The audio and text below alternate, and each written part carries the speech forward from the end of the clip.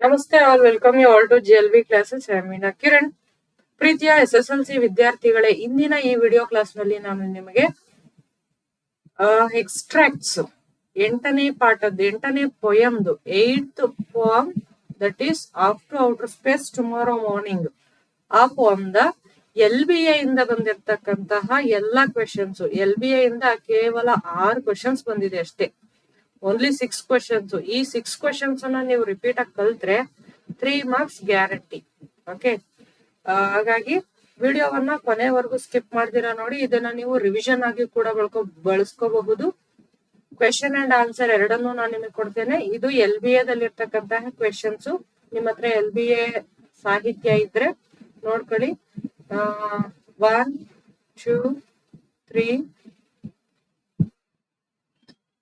4 5 6 questions ಮಾತ್ರ.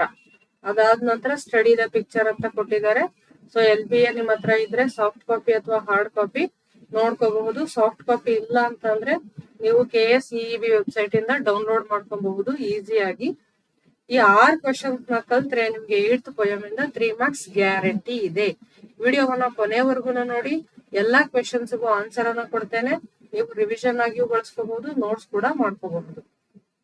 First question, there won't be any calendar, there won't be any clock. ಸಾಮಾನ್ಯವಾಗಿ ಇದನ್ನ ಹೇಳೋದು speaker is always the poet Norman Nicholson ಆಗಿರ್ತಾರೆ. There, ಅಲ್ಲಿ ಯಾವುದೇ ಕ್ಯಾಲೆಂಡರ್ ಇಲ್ಲ, ಅಲ್ಲಿ ಯಾವುದೇ ಕ್ಲಾಕ್ ಗಡಿಯಾರ ಇಲ್ಲ. ಇದನ್ನ 2020 ಏಪ್ರಿಲ್ ಅಲ್ಲಿ 2025 ಸೆಪ್ಟೆಂಬರ್ ಅಂದ್ರೆ 3ನೇ ಪರೀಕ್ಷೆ. ಲಾಸ್ಟ್ ಇಯರ್ ಎಕ್ಸಾಮ್ 3, ಈ ಎಕ್ಸಾಮ್ ಅಲ್ಲೂ ಕೇಳಿದ್ದಾರೆ, 20ರಲ್ಲೂ ಕೂಡ ಕೇಳಿದ್ದಾರೆ. Who is the speaker? Speaker ಯಾರು? B question. Why won't there be any calendars and clocks? ಯಾಕೆ ಅಲ್ಲಿ ಯಾವುದೇ ಕ್ಯಾಲೆಂಡರ್ಸ್ ಕ್ಲಾಕ್ಸ್ ಅಲ್ಲಿರಲ್ಲ? ಅಲ್ಲಿ ಅಂದ್ರೆ ಇಲ್ಲಿ ಸ್ಪೇಸ್ ಅಲ್ಲಿ. Where is the speaker experiencing this?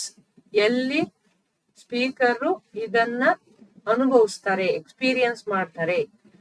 Answer, first one, there won't be any calendar, there won't be any clock. Who is the speaker? The poet Norman Nicholson. ಹೀಗಾದ್ರೂ ಬರಿಬಹುದು, the poet ಅಷ್ಟೇ ಬರೆದ್ರು ಕೂಡ marks ಸಿಗುತ್ತೆ. The poet ಅಂತ ಬರಿಬೇಕು. Next, B question. Why won't there be any calendars and clocks? Answer, there is no concept of day and night or time. ಅಲ್ಲಿ ಮೇಲೆ ಸ್ಪೇಸ್ ನಲ್ಲಿ ಹಗಲು ರಾತ್ರಿಯ ಕಲ್ಪನೆ ಇಲ್ಲ, ಅಥವಾ ಸಮಯದ ಪರಿಕಲ್ಪನೆ ಅಲ್ಲಿ ಇಲ್ಲ. ಯಾಕೆ ಸಮಯ ಇಲ್ಲ ಅಂತಂದ್ರೆ ಅವರು ಒಳಗಡೆ ಸ್ಪೇಸ್, ಒಂದು ಕ್ಲೋಸ್ಡ್ ಸ್ಪೇಸ್ ಅಲ್ಲಿ ಇರ್ತಾರೆ, ಕ್ಲೋಸ್ಡ್ ಏರಿಯಾದಲ್ಲಿ ಇರ್ತಾರೆ ಸ್ಪೇಸ್ ಶಿಪ್ ಅಲ್ಲಿ. ಹಾಗಾಗಿ so calendars and clocks are not required. ಅಲ್ಲಿ ಕ್ಯಾಲೆಂಡರ್ಸ್ ಎಷ್ಟು ದಿವಸ ಆಯ್ತು, ಎಷ್ಟು ಗಂಟೆ ಆಯ್ತು ಅನ್ನೋ ಅವಶ್ಯಕತೆ ಇಲ್ಲ. ಯಾಕಂದ್ರೆ ಅವ್ರು ಸ್ವಿಚ್ ಹಾಕಿದ್ರೆ ಲೈಟ್ ಬರುತ್ತೆ, ಸ್ವಿಚ್ ಆಫ್ ಮಾಡಿದ್ರೆ ಕತ್ಲಾಗುತ್ತೆ. ನಿದ್ರೆ ಬಂದ್ರೆ ಮಲಗ್ತಾರೆ, ಎಚ್ಚರಿಕೆ ಆದ್ರೆ ಎದ್ದು ಕೆಲಸ ಮಾಡ್ತಾರೆ. So that is space ship. ಹಾಗಾಗಿ C question, where is the speaker experiencing this? Answer, in space ಅಷ್ಟೇ. ವೇರ್, ಈ ಪದ್ಯದಲ್ಲಿ ವೇರ್ ಅನ್ನೋ ಪದ ಬಂದ್ರೆ, ವೇರ್ ಅಂದ್ರೆ ಎಲ್ಲಿ, ಎಲ್ಲಿ ಅಂದ್ರೆ ಇನ್ space. Who is the speaker ಅಂತ ಬಂದ್ರೆ ದ ಪೊಯೆಟ್. ಇಷ್ಟು ಜ್ಞಾಪಕ ಇಟ್ಕೊಳ್ಳಿ. Okay, next question, second one. Day light will be on the switch and winter under lock. Day light ಬೆಳಗ್ಗೆ ಬೇಕು ಅಂದ್ರೆ ಅದು ಸ್ವಿಚ್ ಅಲ್ಲಿ ಇರುತ್ತೆ, ಅಂಡ್ ಚಳಿಗಾಲ ಅನ್ನೋದು ಲಾಕ್ ಆಗಿರುತ್ತೆ. ನಮ್ಗೆ ಬೆಳಗಿನ ದಿನ ಬೆಳಗ್ಗೆ ಟೈಮ್ ಬೇಕು ಅಂತಂದ್ರೆ ಸ್ವಿಚ್ ಆನ್ ಮಾಡ್ಬೇಕು, ಸ್ವಿಚ್ ಅಲ್ಲಿ ಇರುತ್ತೆ. ನಮ್ಗೆ ಚಳಿ ಬೇಕು ಅಂದ್ರೆ ಅದು ಕೂಡ ಸ್ವಿಚ್ ಅಲ್ಲೇ ಇರುತ್ತೆ, ಲಾಕ್ ಆಗಿರುತ್ತೆ. ಸ್ವಿಚ್ ಆನ್ ಮಾಡಿದ್ರೆ ಓಪನ್ ಆಗುತ್ತೆ. ಲೈಕ್ AC ಅಲ್ವಾ, AC ಹಾಟ್ AC ಹಾಕೋಬಹುದು, ಕೋಲ್ಡ್ AC ಹಾಕೋಬಹುದು. ಹಾಗೆ. A question, winter under lock, what does this mean? ಈ ಫ್ರೇಸ್ ನ ಅರ್ಥ ಏನು? ವಿಂಟರ್ ಅಂಡರ್ ಲಾಕ್ ಅಂದ್ರೆ ಅರ್ಥ ಏನು? B question, where would all the above happen? Where, ನಾನು ಆಲ್ರೆಡಿ ಮೊದಲನೇ ಪ್ರಶ್ನೆಯಲ್ಲಿ ಹೇಳಿದೆ, ವೇರ್ ಅಂದ್ರೆ ಎಲ್ಲಿ, ಎಲ್ಲಿ ಇದೆಲ್ಲ ಆಗುತ್ತೆ? ಸಿಂಪಲ್ ಆಗಿ ಏನ್ ಬರಿಬಹುದು? ಇನ್ ಸ್ಪೇಸ್ ಅಂತ ಬರೆದ್ರೆ ಮುಗಿತು. ವೇರ್ ಅನ್ನೋ ಪ್ರಶ್ನೆಗೆ ಉತ್ತರ in space. Who is the poet of this poem? ನೋಡಿ, who is the speaker, who is the poet, ಈ ಪದ್ಯದ ಕವಿ ಯಾರು? Who is the speaker, speaker ಯಾರು? Who said this? ಈ ಎಲ್ಲ ಪ್ರಶ್ನೆಗೆ ಉತ್ತರ ದ ಪೊಯೆಟ್ ಅಂತ ಬರೆದ್ರೇನೆ ನಿಮ್ಗೆ ಮಾರ್ಕ್ಸ್ ಸಿಗತ್ತೆ. The poet. ಬಟ್ ಇಲ್ಲಿ ಪೊಯೆಟ್ ಯಾರು ಅಂತ ಕೇಳಿರೋದ್ರಿಂದ ನಾರ್ಮಲ್ ನಿಕೋಲ್ಸನ್ ಫುಲ್ಲು ಬರಿಬೇಕಾಗುತ್ತೆ. ಪೊಯೆಟ್ ಯಾರು ಅಂತ ಕೇಳಿರೋದ್ರಿಂದ. ಓಕೆ, ಆನ್ಸರ್ ಅನ್ನ ನೋಡೋಣ ಬನ್ನಿ. Second one answer, daylight will be on the switch and winter under lock. A question, winter under lock, what does this mean? Answer, it means that in space there is no changes in the season. There are no changes in the season. Winter under lock means the winter is under lock, which means there are no changes in the season in the space. Space ನಲ್ಲಿ season ಸೌರವ್ಯೂಹದಲ್ಲಿ ಕಾಲದ ಬದಲಾವಣೆ ಇಲ್ಲ. ಮಳೆಗಾಲ, ಬೇಸಿಗೆ ಕಾಲ ಅನ್ನುವಂತಹ ಯಾವುದೇ ಬದಲಾವಣೆ ಗೊತ್ತಾಗಲ್ಲ. ನಮಗೆ ಭೂಮಿ ಮೇಲೆ ಗೊತ್ತಾಗುತ್ತೆ ಬಿಟ್ರೆ ಸೌರವ್ಯೂಹದಲ್ಲಿ ಗೊತ್ತಾಗಲ್ಲ. B question, where would all the above happen? ಈ ಮೇಲಿಂದೆಲ್ಲ ಎಲ್ಲಿ ಆಗುತ್ತೆ? In space. Answer. C question, who is the poet of this poem? Answer, Norman Nicholson. Spelling ನೋಡ್ಕೊಂಡ್ಬಿಡಿ, ನಿಕೋಲ್ಸನ್. ನೆಕ್ಸ್ಟ್ ಥರ್ಡ್ ಕ್ವೆಶನ್, ನಿಮ್ಗೆ ಆನ್ಸರ್ ಗೊತ್ತಿತ್ತು ಅಂದ್ರೆ ನೀವೇನ್ ಮಾಡಿ, ಇಲ್ಲೇ ಆನ್ಸರ್ ಮಾಡ್ಕೊಳ್ಳಿ. ನಾನು ಹಾಗಾಗಿ LBA ಕ್ವಶನ್ ಅನ್ನು ತೋರಿಸ್ತಿದ್ದೀನಿ. ಇದು LBA ದಲ್ಲಿ ಬಂದಿದಾವೆ ಅಂತ, ಜೊತೆಗೆ ನೀವು ಆನ್ಸರ್ ಮಾಡ್ತೀರಾ ಅನ್ನೋ ಕಾರಣಕ್ಕೆ. ಆನ್ಸರ್ನೇ ಡೈರೆಕ್ಟ್ ಆಗಿ ಕೊಟ್ರೆ ಅದು ರಿವಿಷನ್ ಸರಿ ಹೋಗಲ್ಲ ಅನ್ನೋ ಕಾರಣಕ್ಕೆ ನಾನು ನಿಮ್ಗೆ ಕ್ವಶನ್ ಅನ್ನು ತೋರಿಸ್ತಿದ್ದೀನಿ. ಮೊದಲು, in solitary confinement as complete as any goal. Confinement ಅಂತಂದ್ರೆ ಒಂದು ರೂಮ್ ಅಂದ್ರೆ ಅದ್ರೊಳಗಡೆ ಯಾವಾಗ್ಲೂ ಕೂಡಿ ಹಾಕೋದಕ್ಕೆ ಕನ್ಫೈನ್ಮೆಂಟ್ ಅಂತ ಕರಿತೇವೆ. ಸಾಲಿಟರಿ ಅಂದ್ರೆ ಒಂಟಿಯಾಗಿ, ಏಕಾಂತವಾಗಿ. This is solitary confinement. What does solitary mean? Solitary ಅಂದ್ರೆ ಅರ್ಥ ಏನು? B question, why does the speaker say so? ಏಕೆ ಸ್ಪೀಕರು ಹಾಗೆ ಹೇಳ್ತಾರೆ? C question, what is referred to as solitary confinement? Solitary confinement ಅಂತ ಯಾವುದನ್ನ ಕುರಿತು ಹೇಳಲಾಗಿದೆ? ಏನು ಸಾಲಿಟರಿ ಕನ್ಫೈನ್ಮೆಂಟ್ ಅಂದ್ರೆ ಏನು? ಓಕೆ, ಆನ್ಸರ್ ನೋಡೋಣ. 3 question. Third one, here you can see, in solitary confinement as complete as any goal. 2015 April ಅಲ್ಲಿ ಕೇಳಿದರೆ, ಈ ಸಲ ಕೇಳಬಹುದು.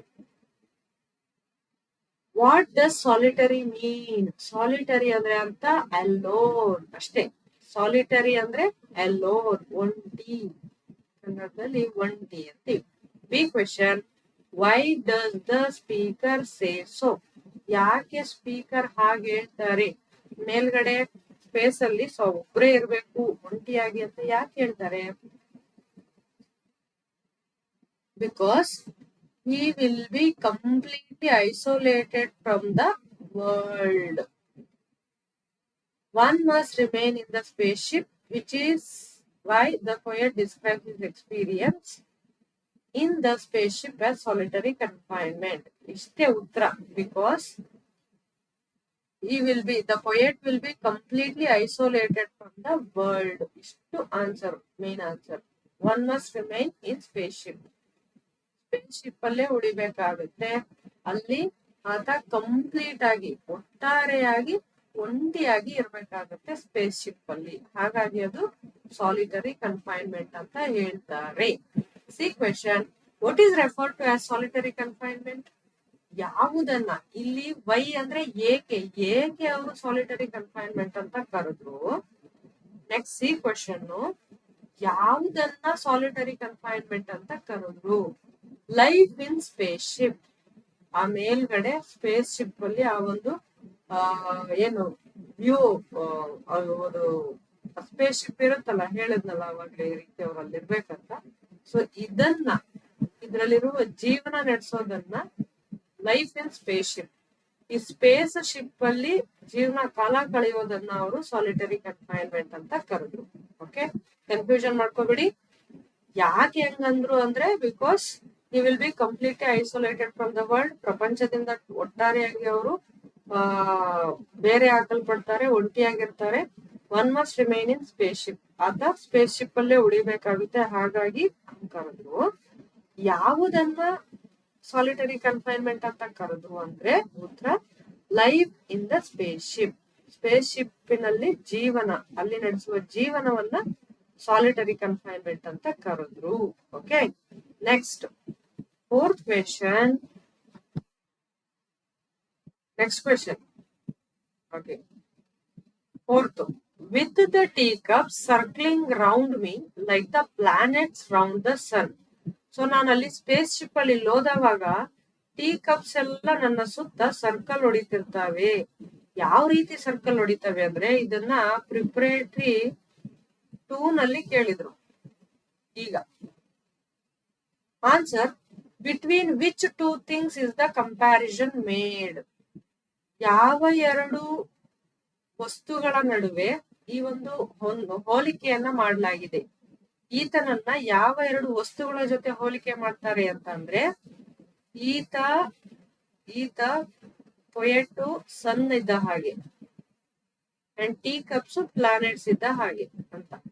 ಯಾವ ಎರಡು ವಸ್ತುಗಳ ನಡುವೆ? Sun and planets. Answer, why would the poet feel so? Why, ಏಕೆ ಕವಿ ಆ ರೀತಿ ಅಂದ್ಕೋತಾರೆ, ಯಾಕೆ? C question, where does this happen? See again you can see where, ಎಲ್ಲಿ. ಎಷ್ಟು ಈಸಿ ಇದೆ ಅಲ್ವಾ ರಿಪೀಟೆಡ್ ಆಗಿ. ಆನ್ಸರ್ ನೋಡೋಣ ಬನ್ನಿ. Answer, first, with the teacups circling round me like the planets round the sun. First question, between which 2 things is the comparison made?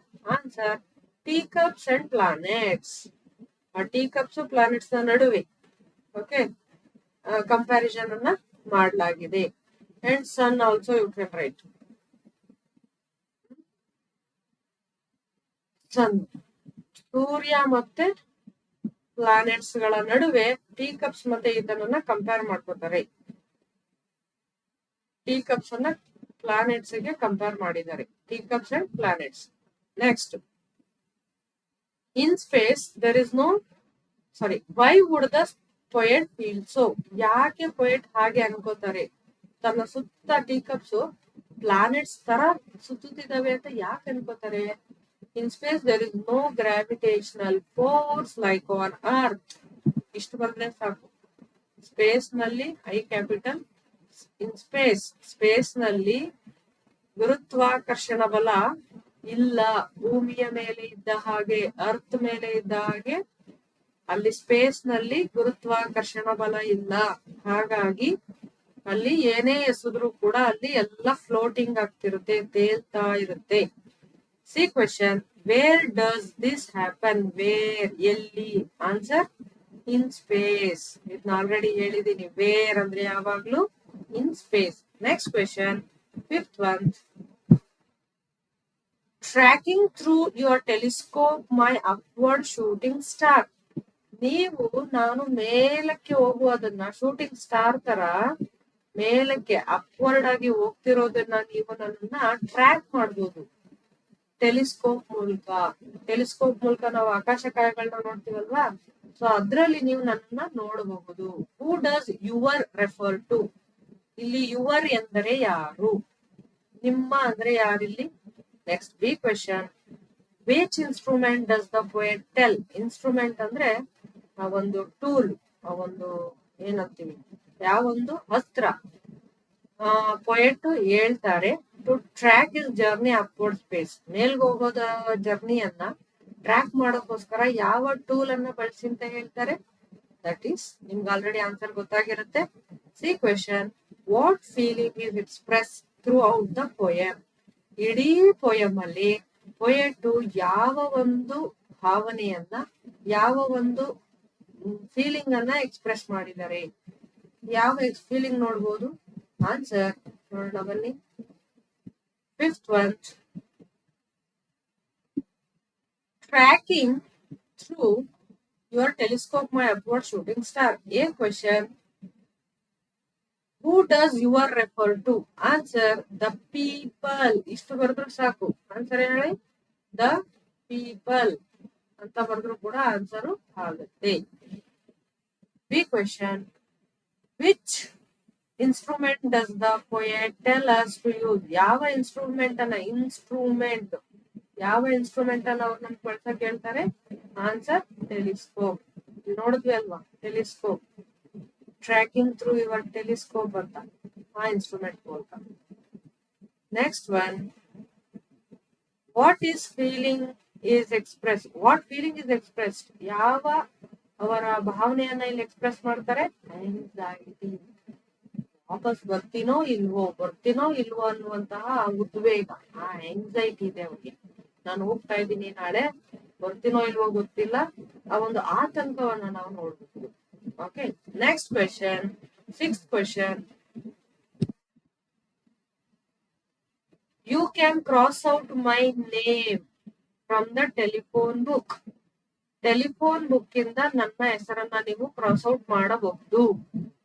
First question, who is the speaker? B question, who? Why did the speaker say? Why? ಯಾಕೆ speaker ಆ ರೀತಿ ಹೇಳಿದ್ರು? C, when? ಯಾವಾಗ? When did the speaker say? ಯಾವಾಗ ಇದನ್ನ ಹೇಳ್ತಾರೆ? Answer, you can pass out my name from telephone book. A question, who is the speaker? Poet Norman Nicholson. Why? ಯಾಕೆ ಹಾಗೆ ಹೇಳ್ತಾರೆ? He was uncertain about his return. Uncertain. ತನ್ನ ವಾಪಸ್ ಬರುವಿಕೆಯ ಬಗ್ಗೆ ಆತನಿಗೆ ಖಚಿತತೆ ಇರಲಿಲ್ಲ, ಅದಕ್ಕೋಸ್ಕರ. ವೆನ್, ಯಾವಾಗ ಈ ಮಾತನ್ನ ಹೇಳೋದು? When he was prepared to go to the outer space. Outer ಸ್ಪೇಸ್ಗೆ ಹೋಗಕ್ಕೆ ನಾಳೆ ಹೋಗ್ಬೇಕು ಅಂತ ರೆಡಿ ಇದ್ದವಾಗ ಈ ಮಾತನ್ನ ಹೇಳೋದು. ಸೊ ನೀವೇನಾದ್ರು ನನ್ನ ಚಾನಲ್ಗೆ ಹೊಸಬ್ರಾಗಿದೆ ಸಬ್ಸ್ಕ್ರೈಬ್ ಮಾಡ್ಕೊಳ್ಳಿ, ಶೇರ್ ಮಾಡಿ. ನೆಕ್ಸ್ಟ್ ವಿಡಿಯೋಗೋಸ್ಕರ ವೇಟ್ ಮಾಡ್ತಾ ಇರಿ. Thank you.